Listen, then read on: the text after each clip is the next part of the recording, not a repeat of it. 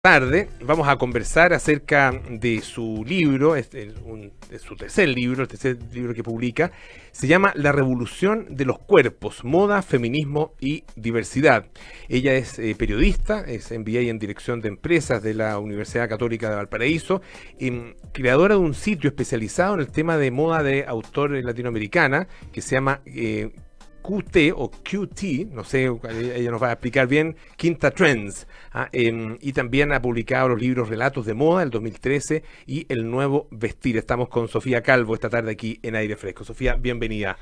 Hola, ¿cómo estás? Muchas gracias por la invitación. No, un gusto tenerte acá para conversar sobre este libro que es bien interesante. Es un libro que habla justamente sobre el tema de la moda y la importancia que tiene el vestirse en nuestra vida. No es un acto poco significativo, ni casual, ni azaroso, sino que dice mucho de nosotros y es una primera forma en que tenemos de leernos unos a otros, ¿no es cierto? Y esto tiene también una lectura desde el feminismo, desde la diversidad, desde incluso la inclusión, digamos, dentro de nuestra sociedad. Cuéntanos un poco de qué se trata La Revolución de los Cuerpos, Moda, Feminismo y Diversidad.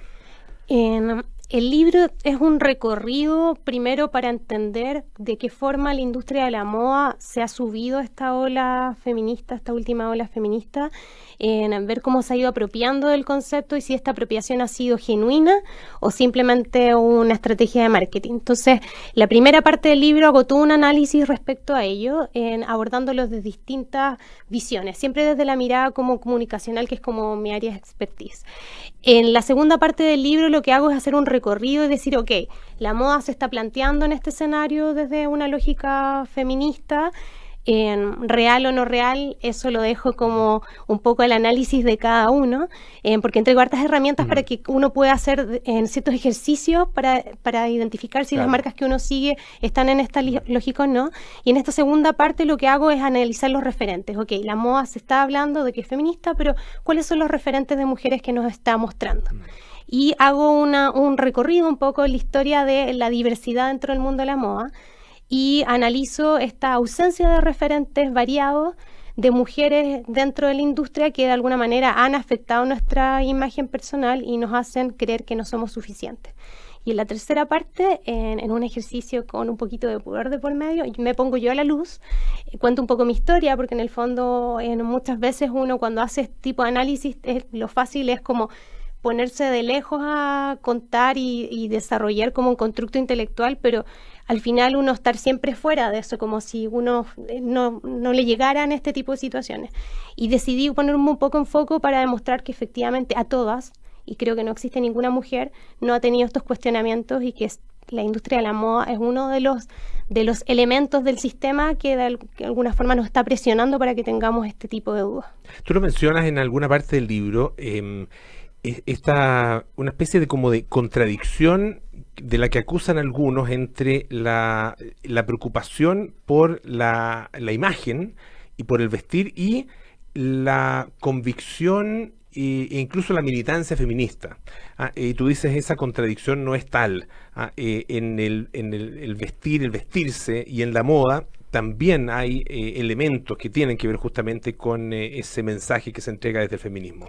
Así es, porque de alguna manera si tú ves la moda simplemente como un elemento que te cubre, que tapa tu desnudez, efectivamente pueden haber ciertas contradicciones, pero si tú ves a la moda como una herramienta de desobediencia o resistencia, la moda puede ser una forma de expresar tus puntos de vista y tus militancias y tu activismo. De hecho, actualmente para mí el comprar ropa y el vestirse es un acto político, porque tú estás en el fondo avalando ciertos métodos de producción, ciertas formas de mirar el mundo, ciertos valores que te están ofreciendo las marcas, y desde esa perspectiva también hago un análisis y digo, ok, si somos tan feministas, ¿tenemos claro cómo nos estamos vistiendo? Porque el 75% de las personas que hacen la ropa son mujeres, y muchas de esas mujeres están sometidas a situaciones bastante indignas y que de hecho hacen que la ropa esté entre los como top 5 de los índices de esclavitud. Entonces, desde esa perspectiva, vestirse ya dejó hace mucho rato de ser inocente y como no es inocente, nosotros tenemos que tomar conciencia de ese acto y en vez de que se convierta en un acto en nuestra contra,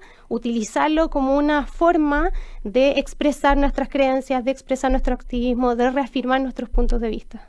Estamos conversando con Sofía Calvo a propósito de su libro La revolución de los cuerpos, moda, feminismo y diversidad, que también cuenta con ilustraciones de Ali Bonilla, ilustraciones que son también bien interesantes y muy sugerentes en términos del contenido del libro.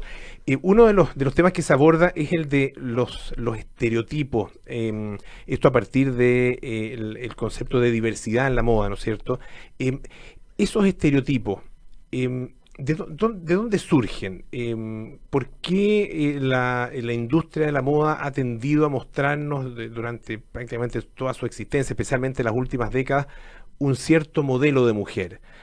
Tú lo describes en algún momento, la mujer alta, delgada, rubia, ojalá, con ciertas características muy europeas, ¿no es cierto? Y eso efectivamente no da cuenta de la diversidad ni en nuestro país y prácticamente en ningún país del mundo hoy día. Sí, yo no soy historiadora de la moda, pero igual hago un cierto análisis histórico respecto a estos procesos, tomando por supuesto a referentes como la Pía Montalva, que son efectivamente historiadores de la moda y se han dedicado a hacer este análisis del tema, pero hubo, si mal no recuerdo, en el siglo XVIII una separación, digamos, estructural respecto de qué es lo que debían vestir los hombres y qué es lo que debían vestir las mujeres, y todos salimos perdiendo. Los hombres salieron perdiendo, bueno, pues siempre todo es relativo, pero en el fondo, desde esta pomposidad del tema como este barroco francés, donde los hombres están vestidos con un estilo, por un lado las mujeres a lo María Antonieta y los hombres Luis XIV, claro, en esa lógica, dejaron de utilizar todos estos adminículos y a simplificar su vestuario, y las mujeres nos mantuvimos como una línea un poco más simplificada, pero también con ciertos elementos del cuerpo que nos aprisionaban y nos estructuraban. Y todas estas divisiones un poco de roles se fueron permaneciendo en el tiempo, y si bien fueron mutando en términos de conceptos de qué es lo que era más bonito o no, simplemente van permeando aquellas concepciones más hegemónicas de lo que es ser mujer o de lo que es ser hombre. Y esas como percepciones hegemónicas son percepciones políticas también. ¿Y quiénes son los que ganan en esto? Obviamente que aquellos referentes que están ligados a los poderes hegemónicos de la historia, que están principalmente en el norte y no en la parte sur del mundo. Entonces, en ese sentido, por eso uno tiene que tener como tanto ojo con el tema de la industria de la moda, porque es una industria que pareciera que es muy inocente, muy superficial de la forma en que ha sido presentada, pero súper tramposa, porque de alguna manera lo que hace es reafirmar estereotipos sociales, y si no hay un cuestionamiento de esos estereotipos, tú piensas que esos estereotipos propuestos son la normalidad. En el libro hay muchos ejemplos de movimientos que están trabajando actualmente en favor de la posición, digamos, de la mujer en la sociedad, de incentivar una mayor diversidad en las expresiones de la moda, y algunos de esos movimientos tienen de hecho mucha presencia política, de activismo político en las calles. Y lo hemos visto también acá en Chile durante el proceso, digamos, de estallido social que ha vivido el país, e incluso antes, desde el año pasado, con gran presencia del movimiento feminista. ¿Cómo podrías caracterizar desde el punto de vista de la mirada del libro, la mirada de este juego, digamos, entre moda y feminismo, qué es lo que está pasando hoy día en nuestro país? A ver, yo creo que se ha dado un fenómeno súper interesante, porque sin duda lo que ocurrió el año pasado en esta como llamada cuarta ola feminista entregó los sustentos en términos de lo que es la organización de la movilización para lo que ocurrió ahora. O sea, yo creo que si no hubiese ocurrido la ola feminista y ese grado de organización que demostramos las feministas en mostrar nuestra ruta o nuestra hoja de ruta, nuestra agenda política, no creo que hubiese habido tal articulación del movimiento social como se vio ahora. Entonces, creo que el movimiento feminista ha dado las pautas un poco de lo que es la organización y la movilización social. Las grandes movilizaciones que se dieron el año pasado son un pie, y la forma en que fueron convocadas esas movilizaciones se han expresado ahora. Lo que también ha habido un contrapunto en este estallido social es que tú puedes identificar ciertas como ideas, concepciones, miradas, formas de hacer asociadas a ciertos elementos del vestir. Y por eso están los pañuelos, por un lado, de distintos colores que significan distintas cosas. Están ciertos chalecos de colores que significan otras. Están ciertos elementos que también tipifican a las personas con ciertas conductas. Entonces, de alguna manera, el vestuario está reafirmando ciertas posiciones, ciertas miradas de mundo y cierto activismo que en este movimiento social han sido absolutamente claras y precisas, y yo creo que van a marcar un poco, es un poco lo que pasó, no sé, en los 70, la gente en función de cómo se vestía también era tipificada, y eso le podía traer diversas consecuencias en el caso de Chile.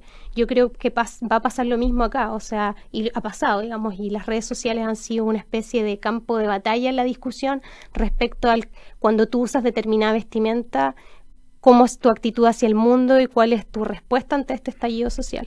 Y dentro de este contexto, estamos conversando con Sofía Calvo, que es autora de La Revolución de los Cuerpos, Moda, Feminismo y Diversidad. Dentro de este contexto, decía, aparece el fenómeno de las tesis, que en parte del discurso de la tesis está justamente, de hecho, de manifiesto esto de que la culpa no era, entre otras cosas, ni cómo yo vestía, ¿no es cierto?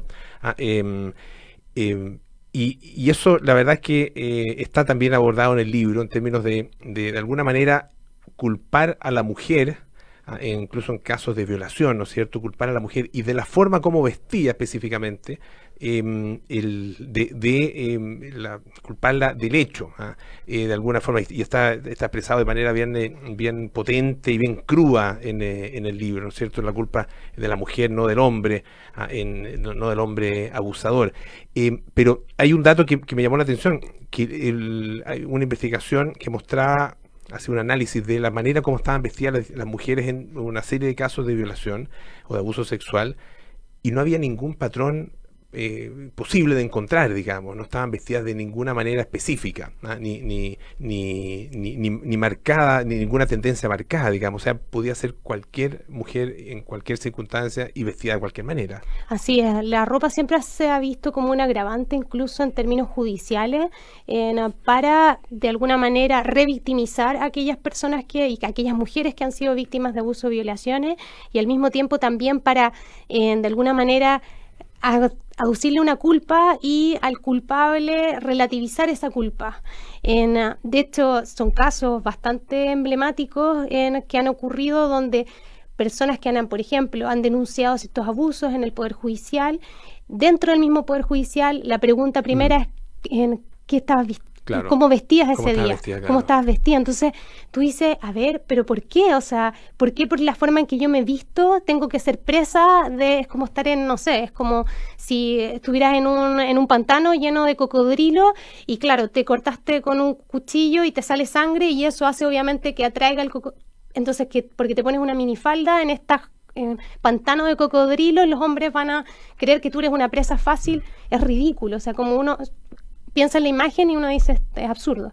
Pero ha sido socialmente, de esta manera, este comportamiento ha sido recurrente y tiene que ver por el tipo de sociedad que estamos. Estamos en un sistema patriarcal donde el hombre está en una posición de poder distinta a la de las mujeres, nos guste o no. Y eso hace que la ropa se haya convertido también en un mecanismo o una justificación a ciertas acciones de los hombres. Y esta investigación que tú referías, que aparece en el libro, que la hizo una universidad norteamericana, fue súper cruda al demostrar que no existe ese patrón. Y de hecho, las ropas que tú no podías ver fue una exposición que se fue rotando por distintas partes de Estados Unidos. Jeans y polera. Pero en el fondo, ahí es cuando tú te das cuenta que no tiene que ver con la ropa, sino que tiene que ver con una actitud de determinado grupo de hombres hacia las mujeres que las ven como una presa o un objeto del cual se pueden así dominar y violentar. Después de de la irrupción de lo que tú mencionabas como cuarta ola feminista, ¿no es cierto? Y sobre todo las manifestaciones del año pasado y también de movimientos internacionales, etcétera. ¿Tú ves una actitud distinta en las mujeres en términos de sus decisiones de cómo vestirse y de cómo llevar la ropa y en qué contexto llevarla? Yo creo que hay una cierta reivindicación del cuerpo. Hay distintos grupos, por ejemplo, como la Rebelión del Cuerpo, que ha hecho un poco ese proceso también y ese trabajo en trabajar en esta reivindicación, no solamente de las mujeres en adultas, sino también de las niñas. Y hay una serie de movimientos que han trabajado en esta reivindicación y han hecho que las mujeres nos estemos cuestionando las preguntas tradicionales, como respecto a si somos suficientes o no, y obviamente cuál es nuestra relación con la ropa. Sin embargo, yo creo que todavía falta mucho para hacer un análisis como crítico o más consciente respecto a cómo vestimos y por qué vestimos. Más no pensando en esta idea de que si me pongo algo va a ocurrir tal cosa, sino que claro. Más bien esta visión más liberadora, creo, y más consciente respecto a lo que vestimos para de alguna manera alinearlos con nuestros valores y con nuestro activismo. No, te lo preguntaba porque es difícil hoy día. No se me ocurriría cómo definir la vestimenta de una mujer que tiene, no sé, mayor conciencia